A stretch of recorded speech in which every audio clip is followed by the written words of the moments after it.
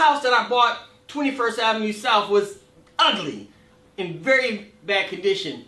But I had a visual of what I believed that property could look like after I finished with it.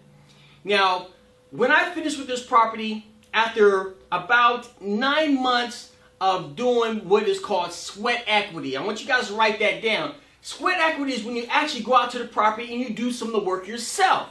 So in my case, I had a full-time job working a miserable 9 to 5, selling furniture and mattresses and stuff. So that's what I did full-time.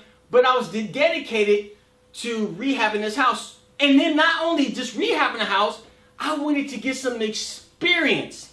Now again, I don't have a construction background. I don't have a carpentry background. So here's what I did.